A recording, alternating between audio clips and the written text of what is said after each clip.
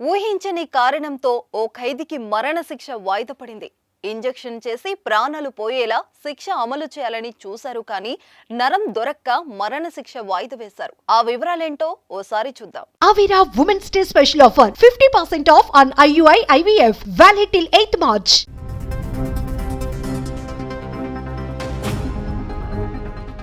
మరణశిక్ష అనేది క్రూరమైన నేరాలు చేసే వారికి విధిస్తారు. ఈ మరణశిక్షను చాలా దేశాలు రకరకాలుగా అమలు చేస్తుంటాయి. అందులో అమెరికా కొత్త తరహా మరణశిక్షలను అమలు చేస్తుంది. ఇటీవలే నైట్రోజన్ వాయువు వినియోగించి ఓ ఖైదీకి మరణశిక్ష అమలు చేసింది. తాజాగా మరో ఖైదీకి ఇంజెక్షన్ ఇచ్చి శిక్షను అమలు చేయాలని అక్కడి అధికారులు అనుకున్నారు. దీనికోసం అంతా సిద్ధం చేశారు.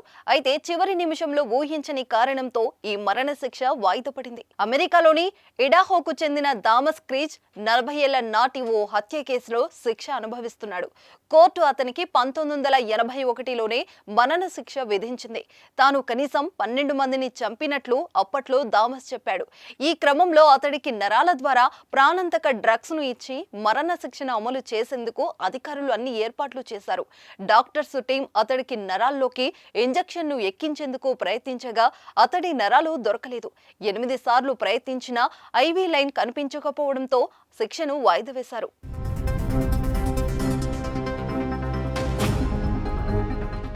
ఇలా నరం దొరకక మరణశిక్ష వాయిదా పడడం ఇది తొలిసారి కాదు. గతంలోనూ ఇలాంటి సంఘటనలు చోటు చేసుకున్నట్లు అధికారులు తెలిపారు.